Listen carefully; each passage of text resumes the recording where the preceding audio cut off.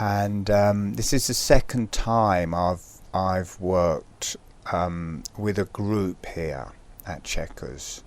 For many years I've worked this site by myself and thoroughly enjoyed doing that and the energies of it. And for many years I travelled the Ridgeway in my van and lived on the sacred sites along the Ridgeway. Ridgeway is a 76-mile long ridge that travels along across southern England, and the Michael and Mary ley lines travel along it. They're the major ley lines travelling across southern England. But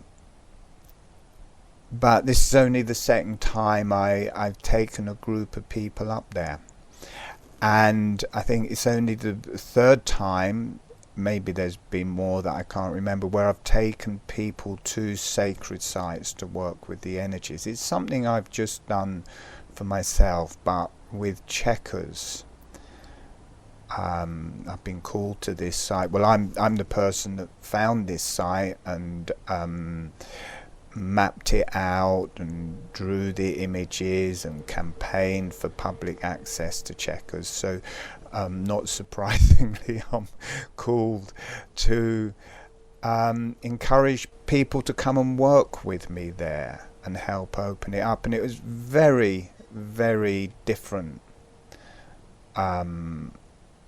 quality to it than when I worked with myself. I was quite surprised. It took me by surprise, and I had to become used to working with the energies with a group of people there. Had a different quality.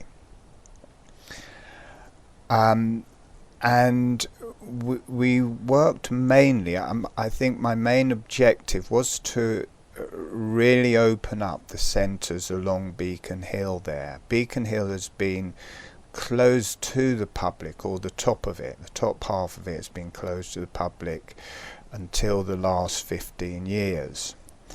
And before that it was closed, you know, certainly since Chequers became home for the Prime Ministers. And this land in Chequers has been owned by rich aristocrats for at least 1,000 years. So, you know, who knows when that circle at the top of Beacon Hill was available before. And the sacred site, there's a mound at the bottom of Beacon Hill, which is again a cross of two ley lines. It has the Icknield Way directly in front of it, and the Icknield Way kind of goes around it. The natural course of the Icknield Way would be straight exactly through it, which I think is the ley line east to west through the church there.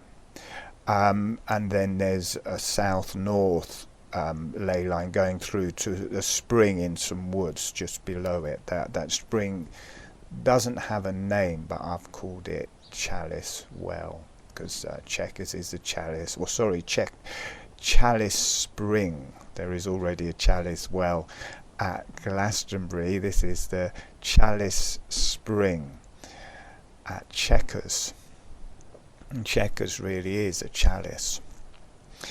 And that marks an earth and a ground. And the ceremonies on top of Beacon Hill, I think, were run along with ceremonies at the mound at the base of Beacon Hill to balance the energies, because they make a perfect balance.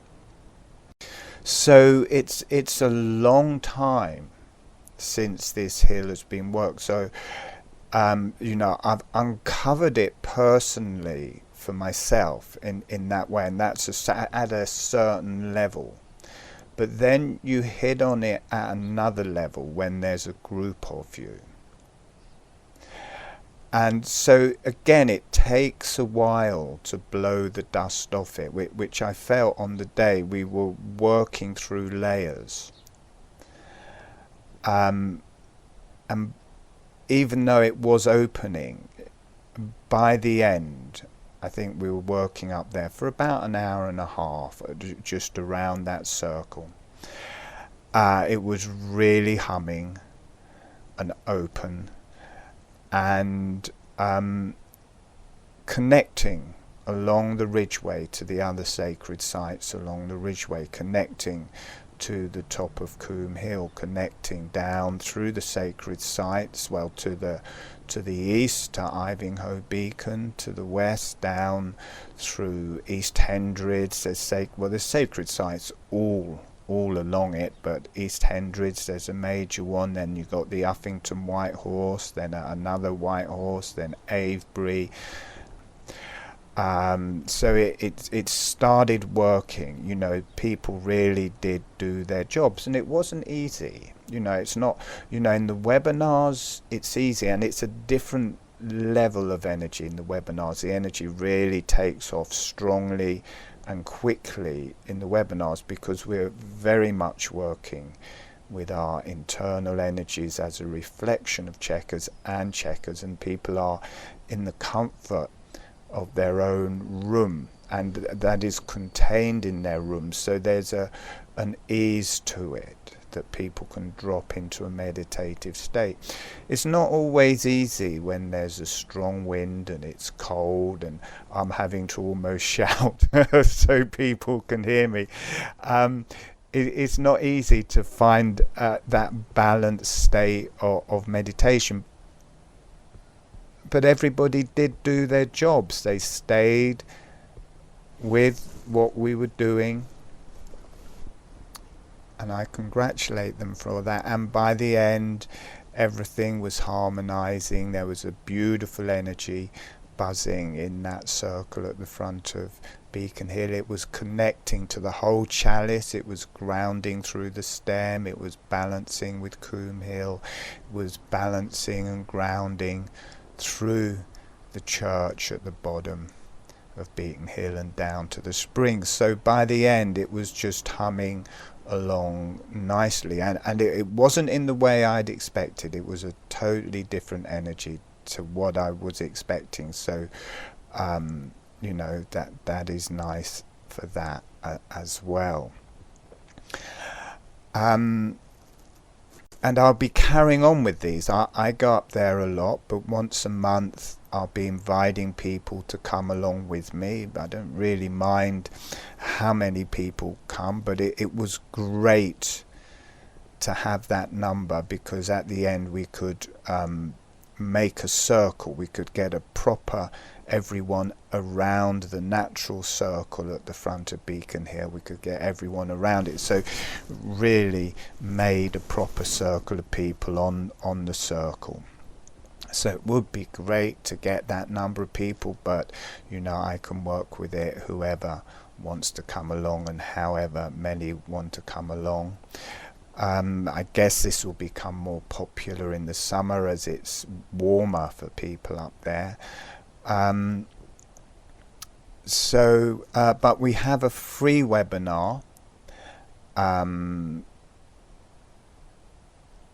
next Sunday, on Sunday the 29th. So people can come to that. And we will be working with the Dell as well, which is the central place for the chalice, and Coombe Hill and Beacon Hill. When we're doing webinars, we can easily just move, you know, spiritually, psychically, energetically, whatever you perceive that, to the different areas